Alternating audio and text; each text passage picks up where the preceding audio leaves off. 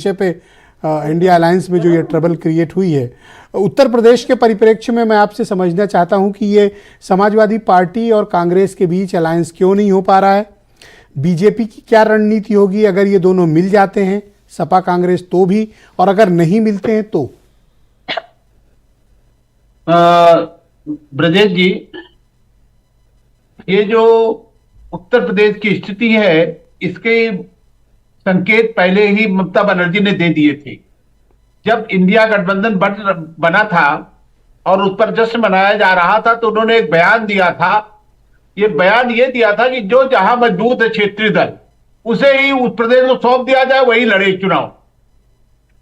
और इसके बाद तमाम बातें कही गई कि साहब नहीं सब गठबंधन हो जाएगा। वास्तव में ये संदेश और संकेत पहले ममता बनर्जी ने दिया था और हालत ये हो गई है कि वो जो अखिलेश जी हैं और केजरीवाल हैं जी, ये सारे लोग उनके साथ खड़े हैं और उनके जो रणनीति है उसी के अनुसार चल रहे हैं। अब पश्चिम बंगाल जो है पहला राज्य है, जैसे वकार साहब ने कहा, वकार साहब ने बिल्कुल बहुत सही विश्लेषण किया है इसका कि वो पहला राज्य है जहां पर उन्होंने शुरुआत की है। अब अन्य लोगों को साहस उन्होंने दे दिया है कि वो लोग भी खरी खरी बात करें और उन्होंने वहां पर घोषणा की और पंजाब के मुख्यमंत्री ने साफ साफ कह दिया कि 13 सीटों के से वो पे लड़ेंगी। वो कोई ये आज की बात नहीं है 13 सीटों में लड़ने की। और क्या केजरीवाल के बिना पूछे, बिना विचार विमर्श किए ये बातें कह दी गई? नहीं, केजरीवाल के इशारे पर, केजरीवाल के कहने पर उन्होंने स्पष्ट कर दिया कि पंजाब की बात भूल जाओ, दिल्ली में बात करो, 5 और 2 ये फार्मूला उन्होंने दिया है। ठीक है, तो यूपी वाला फार्मूला भी बताते ब्रजेश जी कि ये क्या फार्मूला है यूपी का? उत्तर प्रदेश में उनको जो देना था 7 सीटें उन्होंने दे दिया। मैं आपके यहां पहले मैंने कहा था कि अखिलेश जी के लिए सबसे बड़ा महत्वपूर्ण जो पार्टी है वो आरएलडी है, कांग्रेस से कहीं ज्यादा महत्वपूर्ण। और उन्होंने उनको बुलाया और 7 सीटें दी थी। जब 7 सीटें छोटी नहीं होती, आपने उस सीटों का नाम भी बता दिया, 4 गोल्ड सीटें हैं सब जी। वहां पर उन्होंने दे दी। अब कांग्रेस के लिए एक विकल्प खुला है। विकल्प ये खुला है कि अमेठी और रायबरेली में चुनाव में नहीं खड़े होंगे, उनके लिए बाकायदे मेहनत करेंगे, उनको सीट दे देंगे। उसके बाद ये कांग्रेस वाले ये कहेंगे कि साहब ये तो कोई बात नहीं हुई, इससे गठबंधन टूटेगा, तो मीठी मीठी बातें भी कहेंगी और इंडिया गठबंधन की कस्में भी खाई जाएंगी। फिर गाजियाबाद जैसे है सीट, कानपुर सीट है, बनारस सीट है। ब्रजेश जी, कोई दुश्मनी है कांग्रेस से? इन जगहों पर भेजोगे, वहां 4-4 लाख वोट से जीतती है बीजेपी। ये तो लेकिन हम ये तो अत्याचार हो गया कांग्रेस के साथ सीट बंटवारे। अब गाजियाबाद बनारस भेजोगे, क्या है वहां पे? हम और आप पत्रकार हैं, जो स्थिति है उसको कह रहे हैं।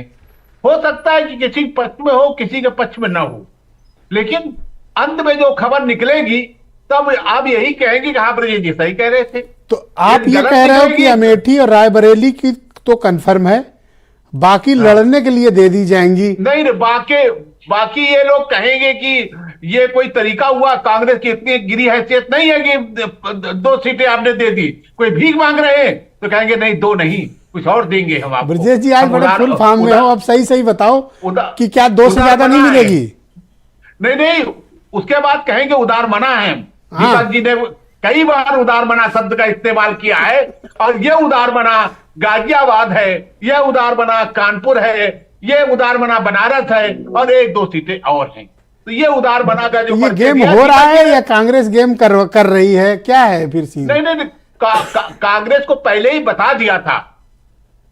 वास्तव में क्षेत्रीय दलों ने कहा था कि जो जहां मजबूत उस वही चुनाव लड़े जी। और ये उसके बाद अखिलेश जी का भी बयान आ गया था।